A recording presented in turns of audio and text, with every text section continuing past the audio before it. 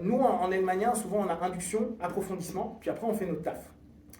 Erickson a eu un génie là-dessus, qui était de dire pourquoi je vais attendre la fin de l'induction pour commencer ma séance. Donc, pourquoi nous attendre de faire une induction alors qu'on a les pré-tests? Pourquoi je ne vais pas m'amuser à faire pré-test qui devient une induction, qui devient une partie de mon potentiel d'accompagnement de mon partenaire? Pré-test, c'est ce que vous avez fait hier, que tout le monde sait faire, que tout le monde peut faire. Chose importante, il n'y a pas d'échec ou de réussite. Différence entre une posture de praticien en cabinet à un moment donné, ou la posture d'un streeter, un mec qui va dans la rue, ou quelqu'un qui fait de l'hypnose de scène, c'est qu'en hypnose de scène, et hier Manu l'a bien dit, c'est le partenaire qui fait le show. Donc il nous faut un partenaire qui est réceptif, qui va être ultra réceptif à un moment donné pour donner un feedback. Nous on s'en fout, tout ce qu'il me dit, tout ce qu'il fait, tout ce qu'il ne fait pas, c'est de l'information. Tout ce que quelqu'un fait ou ne fait pas, et on revient sur le paraverbal et ou le verbal, poser des questions, ça vous donne de l'info. De l'info sur quoi? Son pathos, sa pathologie, son malaise, son mal-être, ce qui est en train de se passer à un moment T. Donc, quelqu'un qui bouge pas, je m'en fous. Je ne suis pas en train d'égotiquement me dire « faut que ça se touche » ou « faut que ça se sépare ». Je m'en fous. Par contre, qu'est-ce qui est en train de se passer quand? On s'en foutait de ses bras à ce moment-là. Il y a une vibration. Ma suite thérapeutique, c'est OK, la vibration représente quoi? Pour toi. Je sais qu'il fait de la musique. Est-ce qu'il y a un rapport au son? Est-ce que la vibration ramène à une musique? Est-ce que je peux faire une régression spontanée avec la vibration pour l'amener à quelque chose, s'il y a une problématique?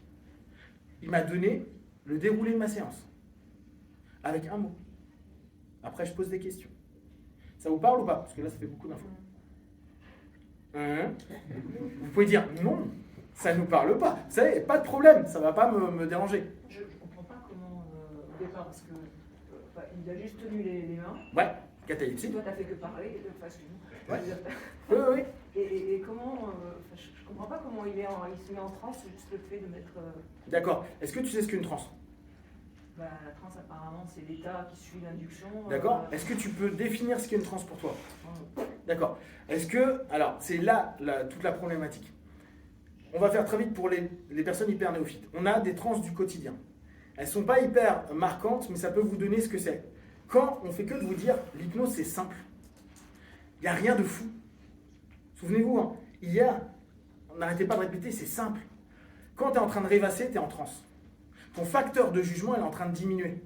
Ça t'est arrivé certainement quand tu papotes avec quelqu'un, que tu es dans tes pensées, tu n'entends pas ce qu'il dit. Ton facteur de jugement est plus capable de dire exactement ce qui a été dit. C'est une transe. Pourtant, tu n'es pas en train de faire « Waouh, je suis détendu, je suis bien, je suis ouf, je suis connecté, je suis là. » C'est juste ça. Donc en fait, là, le processus qu'on emmène, c'est emmener petit à petit notre partenaire retourner, et le mot qu'utilisait hier Brice, dans une forme de rêverie. Dans une notion où on est à la fois présent et connecté à soi. Ce qui nous intéresse, c'est le retour en interne. C'est ce dialogue, cet échange que tu vas avoir. Moi, je suis juste un guide. Hier, on a pu avoir l'écho de dire « mais on s'en fout de ce que tu dis, continue à faire ce que tu as à faire. Je joue à ma console de jeu, je joue à tout ça. » C'est cette idée-là. Là, tu vois, à ce moment-là, tout à l'heure, tes yeux, ils n'ont pas bougé. Tu es en transe. C'est une transe où tu n'es pas en train de te dire « mais attends, je ne vis pas un truc de ouf. » Non, parce que ce n'est pas un truc de ouf. C'est juste quelque chose d'hyper naturel qu'on réexploite au quotidien. Qu'on réexploite dans un cadre spécifique, accompagner, aider, apaiser. Dans la notion de dentisterie ou dans la notion des kinés, je vais apaiser un moment la douleur. Je vais emmener mon partenaire à avoir une porte pour avoir moins mal, pour avoir moins peur, pour être moins stressé, pour se détendre. Je vais utiliser cet élément naturel pour ramener à un élément ressource qui va permettre à la personne, au travers du mot, du verbe et de l'état, que je vais amplifier, une sensation et une perception qui va l'apaiser émotionnellement et physiquement sur un ensemble de problématiques qu'il a à un moment T. Ça te parle un peu plus, ça, ou pas?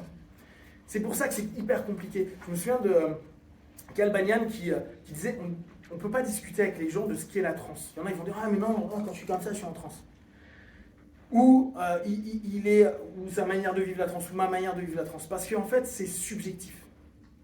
On a tenté de dire, ouais, alors vous voyez, les yeux, ils sont comme ça. Là, vous avez vu, on sait que les catalepsies mineures, c'est-à-dire les yeux qui restent un peu comme ça, c'est une preuve d'une transe. Mais c'est pas ouf, ça veut pas dire qu'il est barré. Mais quand tu bois, et que tu es comme ça avec ton bar, avec tes potes depuis 1 heure, avec ta pinte de bière, ceux qui ne boivent pas d'alcool, ça peut être du coca. Eh bien, il y a des moments où tu restes avec ça. Amusez-vous juste à dire maintenant, ça fait longtemps que tu tiens ta bouteille. Elle n'est pas un peu lourde? Le facteur de jugement n'était pas là. Je ne juge plus, j'ai une catalepsie naturelle.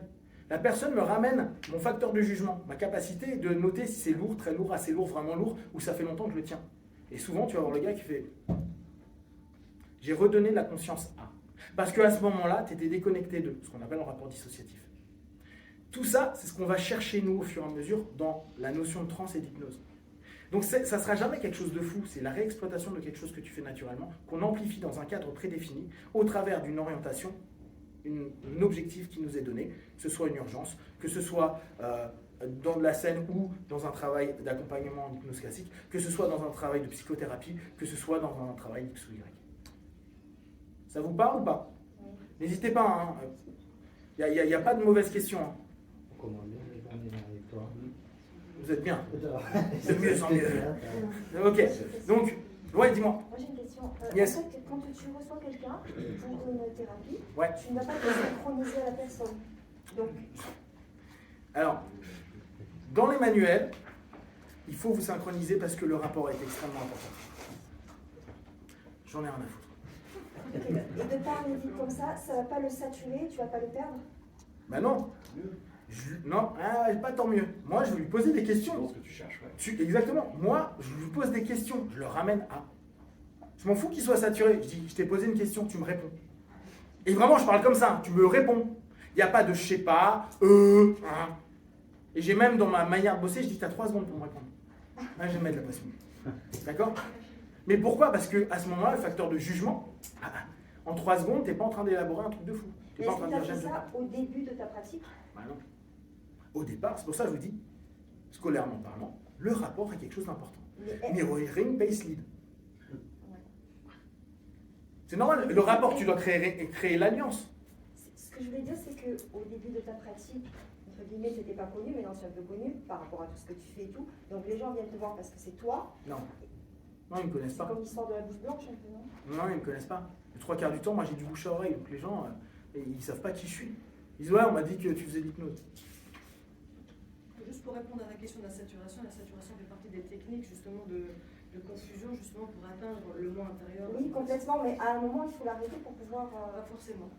C'est des fausses croyances. N'oublie pas, c'est un processus inductif. Ça dépend de ce que tu vas faire après. 3 éléments inductifs, confusion, saturation, focalisation, rupture de pattern.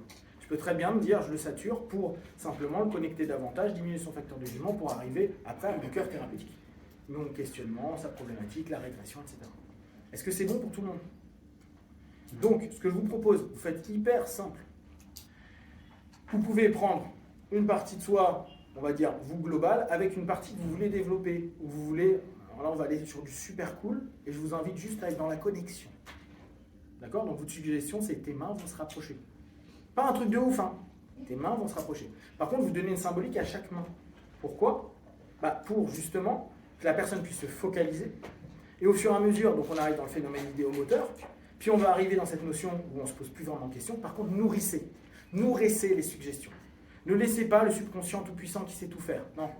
Vous accompagnez le subconscient. Je lead la séance. C'est moi le patron. Je lead. Quand ça avance pas assez, je pose une question. Pourquoi? Qu'est-ce qui se passe? Parce qu'il y a des choses que je peux ne pas savoir. La vibration, tu crois que je pouvais savoir qu'il y avait une vibration intérieure? J'en sais rien. Par contre, en le sachant, je peux l'exploiter.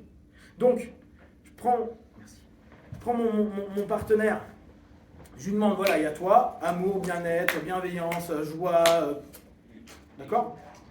Ce que vous avez besoin, récupération, sortir de ma cuite, je m'en fous, d'accord? On est là, et vous allez simplement proposer à votre partenaire, ok, on va petit à petit ramener les deux mains, tu vas le faire, c'est pas on, c'est tu. N'oubliez pas, je ne le fais pas à la place de l'autre.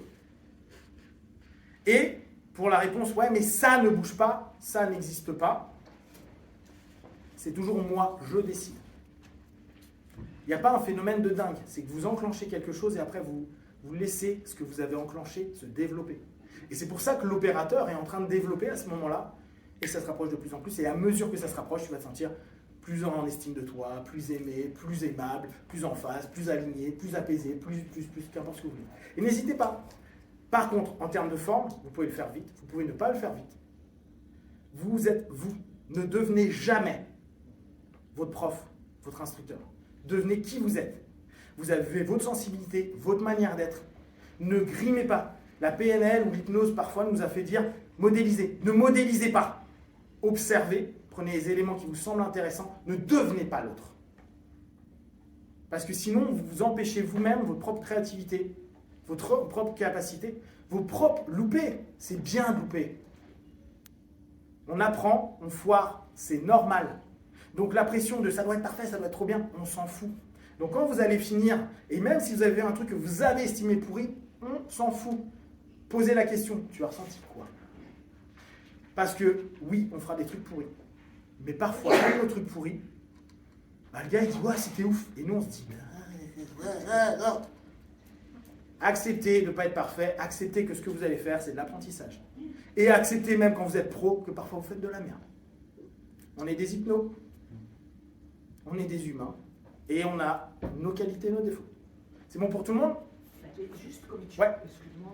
Vas-y, il n'y a pas de t'excuse. Mais juste comme justement tu guides les personnes, Ouais.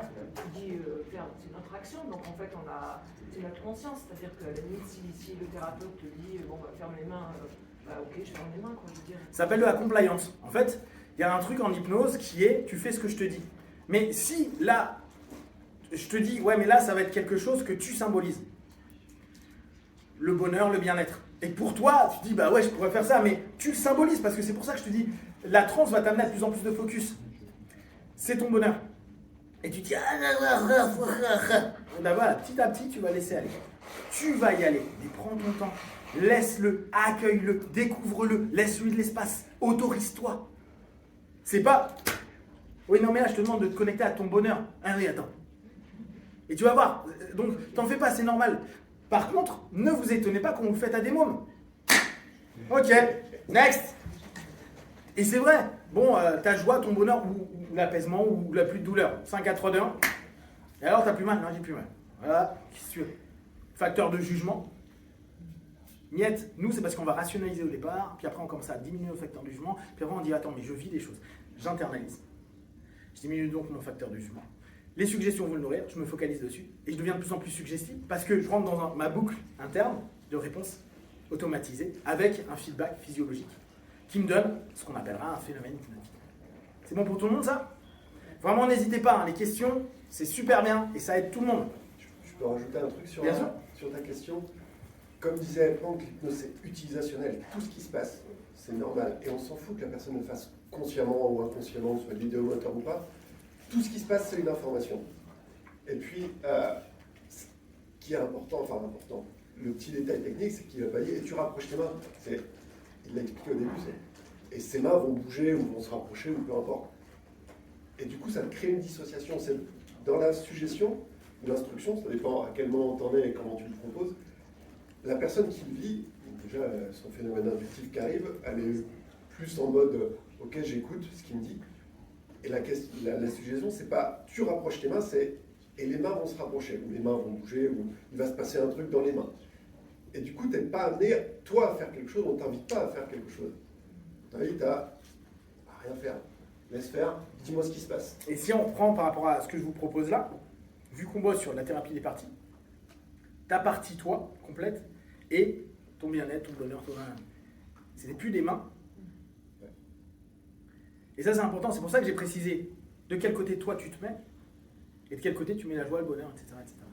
Dès lors, c'est ces parties-là. C'est pas toi qui dis je rapproche mes mains. Ces mains sont devenues des symboles. Ces symboles vont devenir quelque chose qui va t'amener dans de l'émotionnel, dans l'interne, dans le subconscient, et qui vont vivre. Par contre, c'est normal que vous ne soyez pas endormi. C'est normal que vous ayez conscience de tout. C'est normal. Aucun problème. Et autorisez-vous le droit de ça. Parce que sinon, vous mettez la pression, vous dire, oui, mais logiquement, je devrais vivre quelque chose. Normal. Donc ça, tu le précises, hein, tu le dis. Bah non, mais si je vois que le gars il commence à me dire, ouais, mais quand même, j'ai l'impression de. Je reprends un truc tout bête. Une dame la dernière fois qui me dit, ouais, mais tu vois, moi, bon, c'est une contrôle fric. Elle me dit, ouais, mais tu vois, j'ai quand même eu l'impression de me contrôler. Bah ouais, ma louloute. Encore heureux.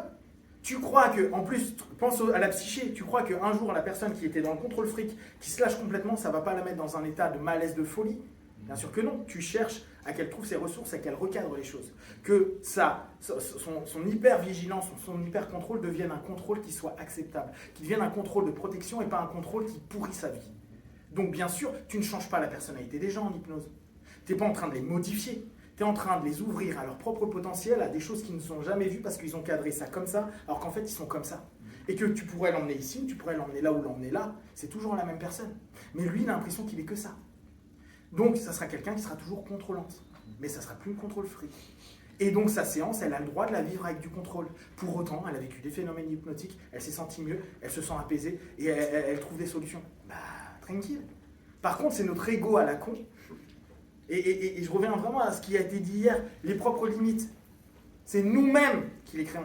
Et notre ego à la con qui veut montrer, marquer, prouver, ça nous pourrit nos sessions. On doit accepter ce que l'autre est prêt à vivre. On va pousser, mais il y a des moments, il y a juste un fuck. Non, je veux pas. Respect. Ok, cool.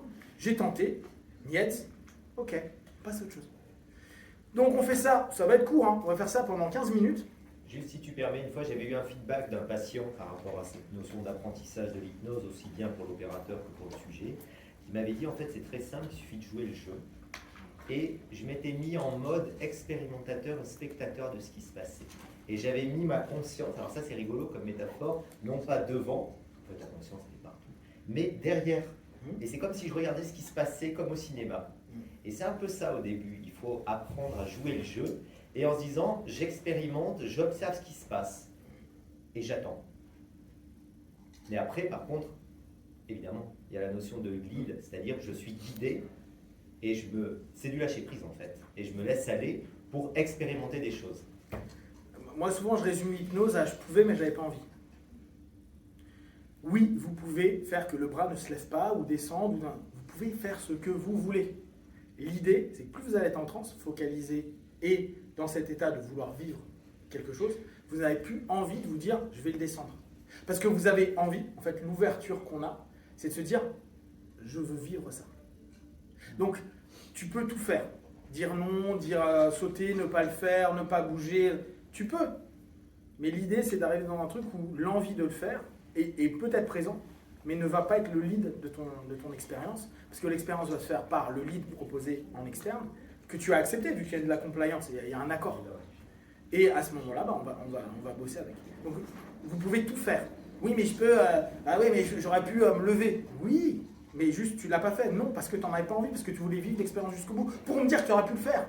Après, on a ce qu'on appelle les rapports de rationalisation. On rationalise le fait qu'on a vécu quelque chose, et qu'on se dit, ouais, mais j'ai pas aimé ce que j'ai vécu ou ça m'a dérangé, donc je vais te rationaliser le fait que j'aurais pu. Aucun problème, on ne nie pas ça. Pour nous, c'est vous suivez ce qu'on vous dit. C'est OK. Parce que c'est nous, les spécialistes, qui connaissons un chouïa la psyché et l'orientation vers laquelle on veut aller à un moment donné. C'est notre job. C'est pour ça qu'on se forme et c'est pour ça qu'on étudie. OK ? Donc, on se fait un petit quart d'heure. Vraiment, faites ça cool. Dans un quart d'heure, on fait un débrief. N'hésitez pas à m'appeler, à me poser toutes les questions que vous voulez. Allez, Hajime. Allez-y, un petit compte de 3. Je suis chez opérateur, observateur.